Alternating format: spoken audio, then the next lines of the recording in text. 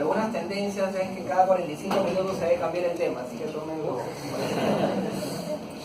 Entonces, estábamos en los mecanismos de fracturas de los platillos tibial.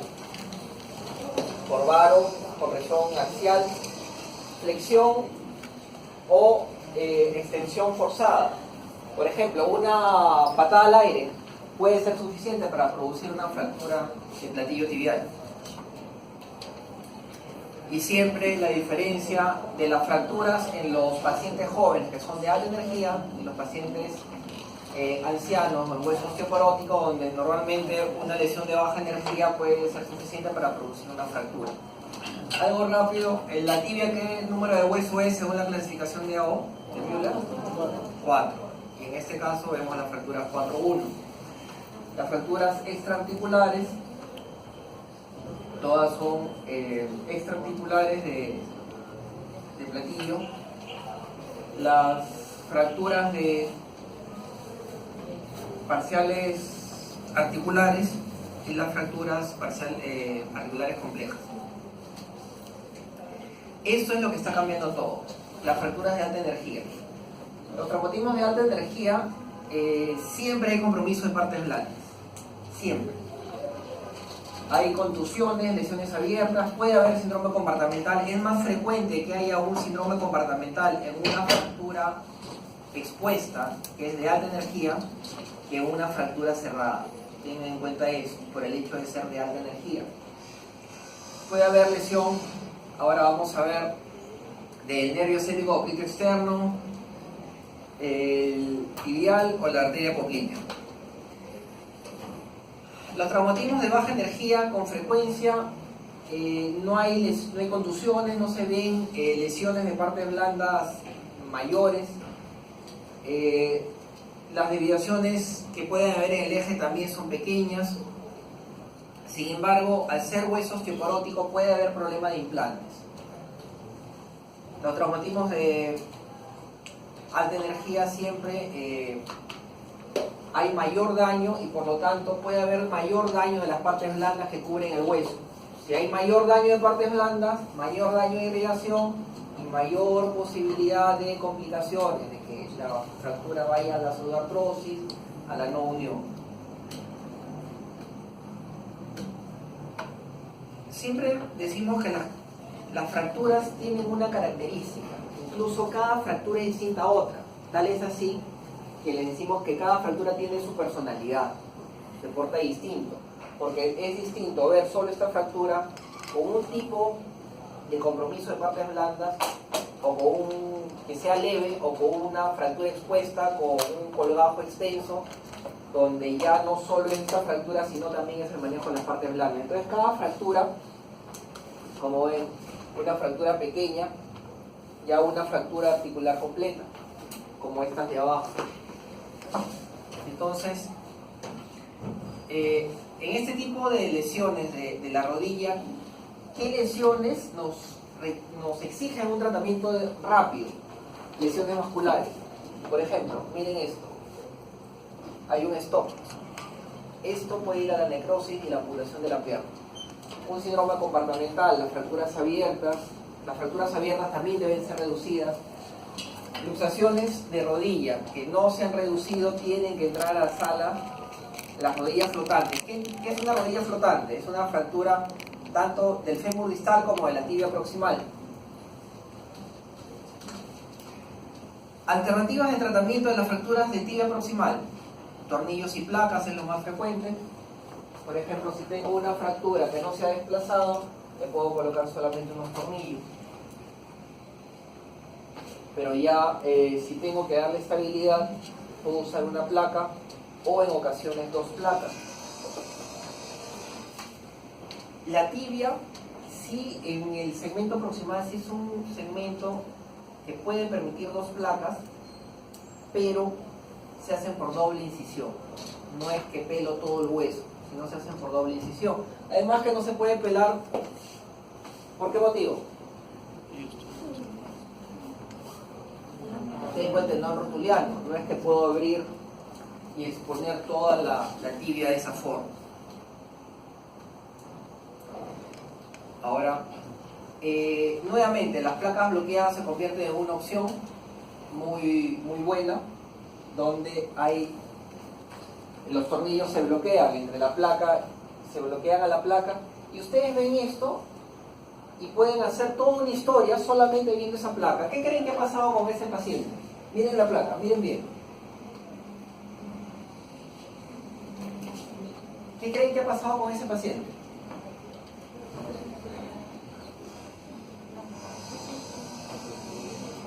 ¿Es un paciente joven o anciano?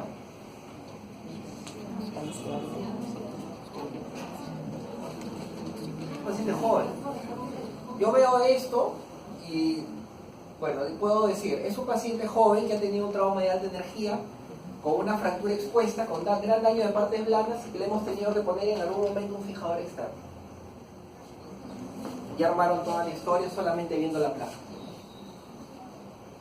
Ha mejorado las partes blandas y en ese caso ya puedo retirar el fijador externo y puedo colocar un sistema definitivo. Los fijadores externos son sistemas temporales, ¿de acuerdo? Entonces se dan cuenta, ven la placa y pueden ya hacer una relación de todo lo que puede haber pasado. Ahora, reducción de la articulación tiene que ser bien reducida, esto lo permite la placa. Restaurar los ejes, y en este caso nos están funcionando los sistemas bloqueados. Por ejemplo, este caso de un hombre de 24 años, una fractura 4-1, C3, articular completa, se puede colocar una osteocintis de este tipo.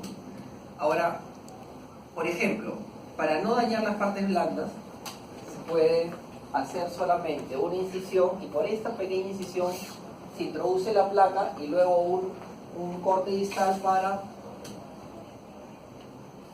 como ven, este es un mango que tiene la placa. Por ese agujero introduzco la placa y luego, siguiendo estos orificios, van a coincidir con los tornillos. No tengo que pelar mucho, no tengo que abrir mucho. Como ven, ya tengo la placa que está pegada al hueso, tengo reducida la fractura y estoy haciendo una osteosíntesis como esta de acá. ¿De acuerdo? Entonces hay mucha conservación de las partes blandas. Esto es lo que debería hacerse, ¿no? Todo lo que es osteosíntesis biológica. Entonces los resultados dependen del tipo de fractura. Siempre hay que dar estabilidad para producir un movimiento precoz para evitar la rigidez articular.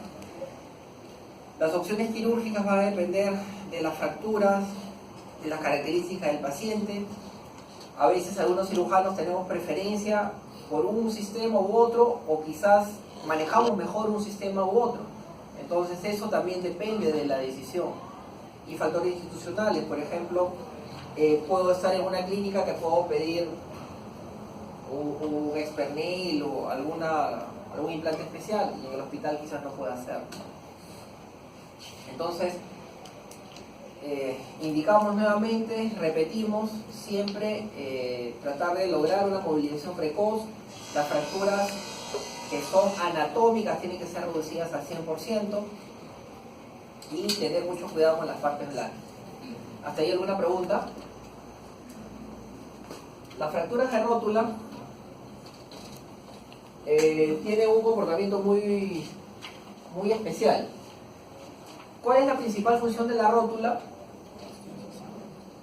Lograr la continuación del aparato extensor, ¿cierto? Sin rótula sería muy difícil lograr la extensión. ¿Qué más? Protege propiamente la rodilla de un impacto directo. Entonces, están habiendo cada vez más pacientes con fractura de rótula, sobre todo por accidentes. Si estoy manejando, me estrello, ¿qué va a pasar? Golpeo la rodilla con el tablero se me viene. ¿Qué lesiones puedo tener? Luxación de la cadera con fractura de acetábulo. ¿Qué más? Fractura de rótula. Pueden haber lesiones ligamentarias de rodilla también, ¿ya? Entonces, las fracturas desplazadas son aquellas que tienen una separación de 3 o 4 milímetros, ahorita vamos a ver fotos, y más de 2 milímetros de escalón articular. Y la fractura de rótula transversa es la más frecuente, que es esta de acá. Esta de acá es la fractura más frecuente de rótula, ¿ya? Cuando tenemos una fractura de este tipo, podemos retirar este hueso e reinsertar en la rótula por unos agujeros transóseos o reinsertar el tendón rotuliar. Pero estas fracturas son las más frecuentes. Entonces, por ejemplo, en esa fractura vemos ya en la cara, en la vista lateral, cómo se ve una fractura de rótula. El tratamiento puede ser conservador solo en los pacientes que no, o que hay de mayor, una separación de más de 4 milímetros, un escalón mayor de 2 milímetros. Los que tienen esas características tienen que ser operados. No se opera si el paciente tiene algún problema de salud concomitante, alguna comorbilidad que no lo permite. Pero la idea es operarlo pronto para también lograr una reducción precoz. ¿Y cuál es el sistema? El mismo que el doctor les ha mencionado, Hugo Benke, de manera que en el momento que hay flexión, ¿qué va a pasar? Aumenta la tensión y los fragmentos se impactan entre sí. Ese es el principio de Benke o de bandas de tensión. Y la luxación de la rodilla. Es una situación bien rara. Yo personalmente, que yo he recibido, habrán sido unas 3 en toda mi vida. 0.02% de todas las lesiones ortopédicas implican siempre un trauma de alta energía. Puede haber fracturas asociadas, definitivamente lesiones ligamentarias. Para que una rodilla se luxe, los ligamentos han volado. Y esto es lo peligroso. Lesión de la arteria poplitea en 32 a 45%. Hace un rato les mostré un stop justo en una arteria femoral. Eso es lo que pasa. Puede haber lesión neurológica, desde neuropraxia a neurognesis. Y el nervio que más se daña es el peroneo, o sea, el ligópito externo. El tratamiento debe hacerse una reducción y si es que hay lesión vascular, esto es una cirugía de urgencia. ¿En qué otros casos? Si es abierta, si la luxación no se ha reducido o no se puede reducir, y síndrome comportamental. Luego de una luxación, inmediatamente no se debe restaurar la parte ligamentaria, se tiene que esperar un par de semanas para que disminuya la inflamación. Esto, por ejemplo, definitivamente por aquí pasa la arteria femoral, se está convirtiendo en el tronco tibio peroneo. ¿Y qué pasa con esto? Se colapsa o se puede, no solo colapsa, sino se puede romper.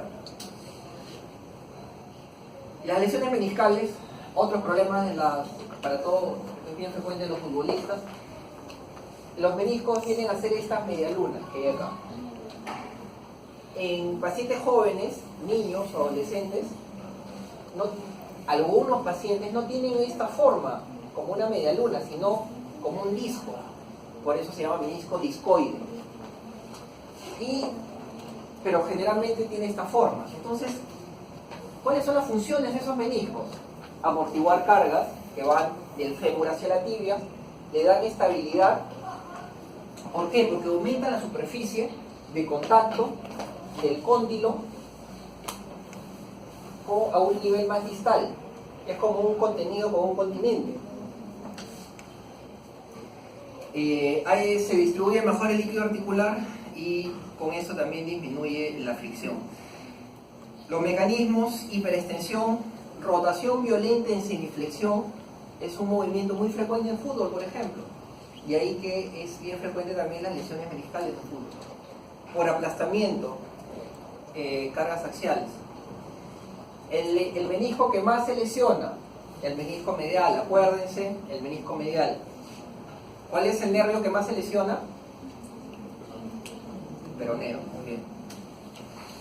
¿Cómo se examina? Ya se hace una semiflexión con rotación de la pierna. En ese momento se se cierran los espacios articulares y si hay una rotura meniscal, ese segmento roto va a doler. Por ejemplo, si tengo un pedazo como este que está suelto, al momento que yo cierro el espacio articular lo voy a presionar y va a haber dolor. Estos son distintos tipos de lesiones meniscales. El menisco normalmente tiene una zona blanca que es muy poco irrigada y que es la que más se daña, una zona roja blanca y la zona roja que sí es irrigada. Pero en esta zona blanca normalmente no puedo hacer una sutura. Si hay menisco roto ahí, tengo que retirarlo. O sea, se hace una meniscectomía parcial. Y la forma de hacerlo es por medio de una artroscopía, dos pequeños agujeritos en piel por donde se introduce tanto cámara como pinzas.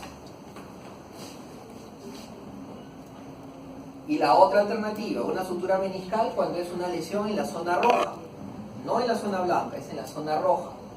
Este es un esquema y en el lado derecho pueden ver ya una sutura meniscal hecha. El trasplante meniscal todavía es una situación que está en estudio, se trata de aplicar con deportistas de élite, pero ¿por qué es complicado? Porque es complicado que justamente ese mismo volumen se adecue a alguna rodilla. A veces quedan rodillas muy tensas, quedan flexas, o realmente no funciona y rápidamente se rompe. Estoy corriendo un poco porque creo que hay mucho tiempo, ¿no? Las lesiones ligamentarias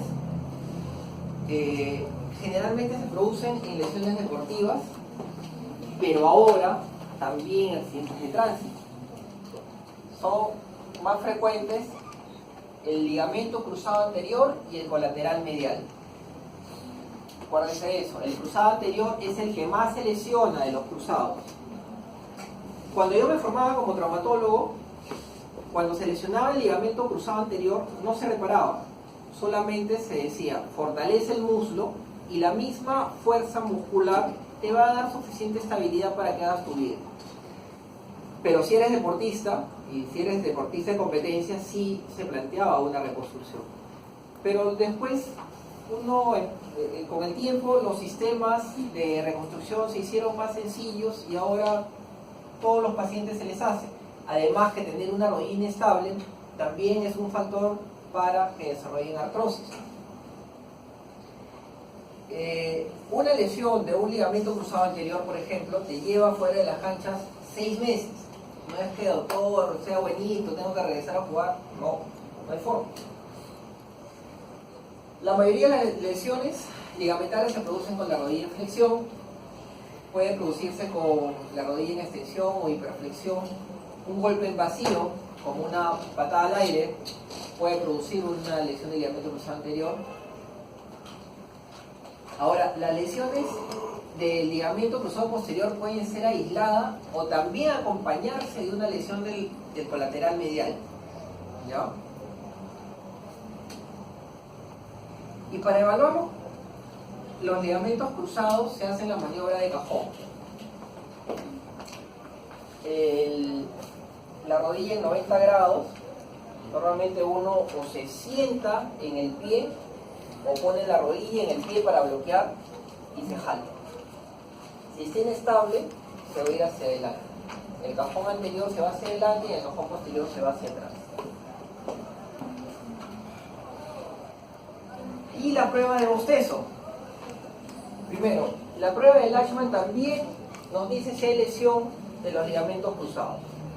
Y la prueba del bostezo es con la rodilla en una flexión de 10 a 20 grados, se pone como tope y se ve si hay inestabilidad. A veces en un esguince de primer grado no hay inestabilidad, está estable, pero en esa maniobra hay dolor. Entonces ya saben, si ha habido un daño que no causa inestabilidad, pero tienen que protegerlo. Un esguince leve, por ejemplo, de los colaterales. Puede haber dolor justo en la maniobra, pero no hay otra manifestación clínica. Y en un esguince moderado puede haber una equimosis. Y un esguince de tercer grado, una rotura completa de un colateral, sí, mire, produce un incluso edema, equimosis marcado, dolor, puede haber derrame articular también. Cuando hay un derrame articular, no derrame, una hemartrosis normalmente está acompañada de algo que ha sangrado, ya sea un menisco en la zona roja, puede ser una lesión ligamentaria como un cruzado anterior o cruzado posterior, ¿no? Entonces no hay que dejar pasar una hemartrosis, algo ha pasado. La triada desgraciada o triada infeliz o de Donoghue, ¿qué implica? Uno está caminando y viene un carro. No siempre así, uno trata de huir y hace una semiflexión y rotación. ¿Qué es lo que se rompe? Se abre el ligamento, rotura del ligamento colateral medial o colateral interno. ¿Qué más? Se puede romper el cruzado. Y justo en ese momento de rotación, antes de que se rompa, con frecuencia hay rotura del menisco. Acuérdense, es rotura del ligamento colateral medial, del menisco interno y del cruzado anterior. ¿Ya? Entonces, así como hace unos minutos les han enseñado la triada terrible, bueno, en la rodilla también tenemos una triada. La lesión del nervio ciático óptico externo, justo el nervio está pasando por detrás de la cabeza y tenemos que el ligamento, justo una banda de ligamento colateral lateral, llega hasta la cabeza del peroné. Entonces, en el momento que hay un movimiento brusco que está abriendo la articulación y lesionando el ligamento en ese lado, va a haber una hiperextensión del nervio que puede producir generalmente una neuropraxia. Por ejemplo, aquí en la figura del medio tenemos las dos bandas del ligamento colateral lateral, una que va a la tibia y otra que va a la cabeza del peroné. Y en las inserciones pueden haber avulsiones también, ¿de acuerdo? Cuando en una lesión muy grave del ligamento de un colateral, no solo se puede romper un cruzado, sino se pueden romper los dos cruzados. Entonces estamos hablando de lesiones complejas y generalmente esto puede producir en el momento del trauma incluso una luxación, porque ya no tengo mayor ligamento o mayor estructura que me proteja o me dé estabilidad de la rodilla. Nuevamente, la lesión ligamentaria más frecuente es ligamento cruzado anterior. Estoy repitiendo algunas cosas, por algo será. Y la lesión del ligamento cruzado posterior, también un impacto, porque la rodilla se va hacia atrás y el ligamento cruzado posterior me lo lleva. Fractura rótula fémur, lesión de cadera, lo que les mencionaba hace un momento. Pueden haber lesiones asociadas, avulsiones, como las que tenemos aquí. Por ejemplo, se ve claramente una avulsión de la cabeza del fémur, de la cabeza del peroné, y aquí tenemos una avulsión tanto de la tibia como del peroné. Aquí tenemos, por ejemplo, una avulsión en la inserción de uno de los cruzados. Entonces, el tratamiento es conseguir una rodilla estable, proteger los meniscos, recuperar el arco de movimiento y retorno a la actividad deportiva, no menos de 6 meses, no es algo rápido. ¿Cómo se hace? Se hacen unos túneles, todo por vía artroscópica. Estoy mirando por dentro de la articulación, hago un túnel y por ese túnel paso un tendón que me va a hacer la función del ligamento y luego lo fijo con tornillos.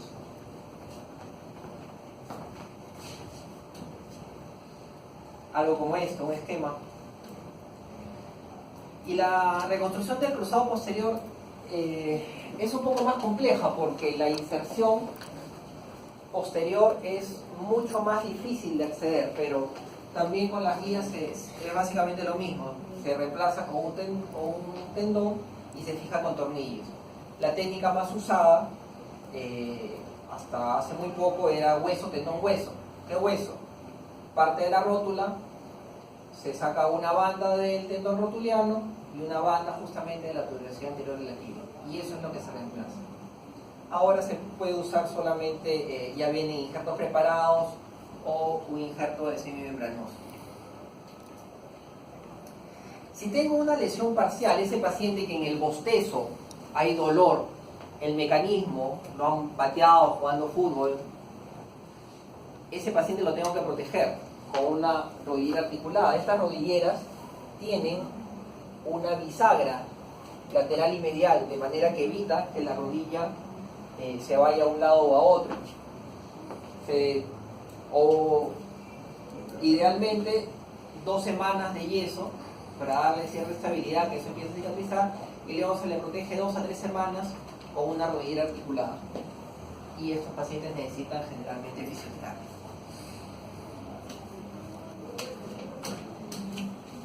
Tenemos un poco de tiempo. Mientras voy pasando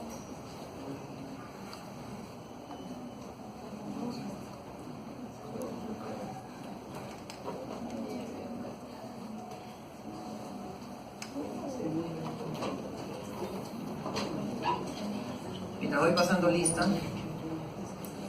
Si hubiera tenido esta clase cuando estábamos en las eliminatorias,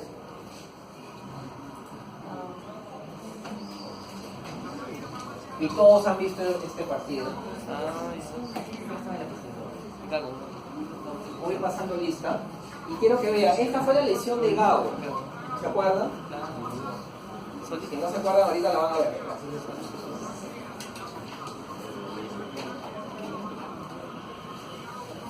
Entonces, en ese momento piensan que realmente le habían metido falta, pero no, fue una rotación.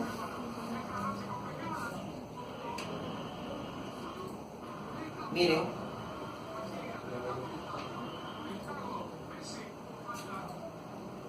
miren el movimiento que hace, una ahí, pum, ¿lo vieron? Nadie lo había tocado, fue un movimiento brusco, en rotación, en semiflexión, fue suficiente. Y esto ya se debe acordar, esto es historia. El paciente pide cambio, pero aún así dice, no, quiero jugar, ¿no? ¿Ok? Si habiendo llevado esta clase podían apostar, no aguanta mucho en sala, mucho en la calle.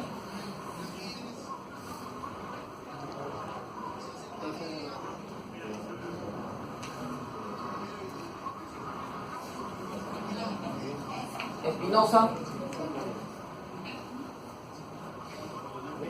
Fernández,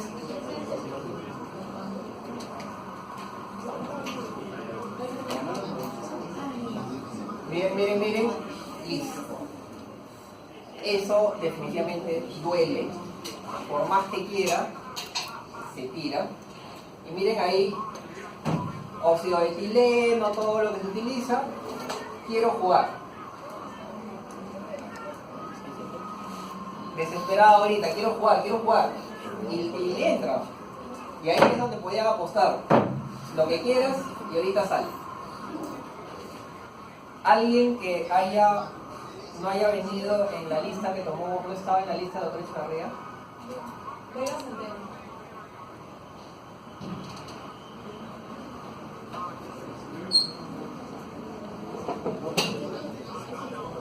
¿Qué más?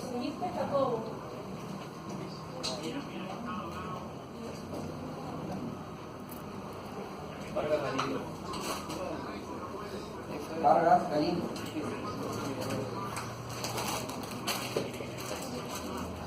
¿Quién más?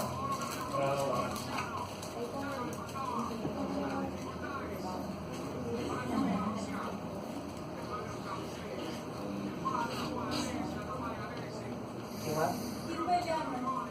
Toñito Vargas.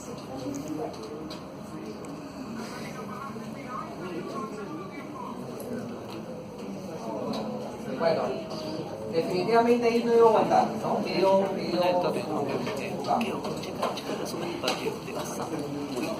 ¿Alguna pregunta?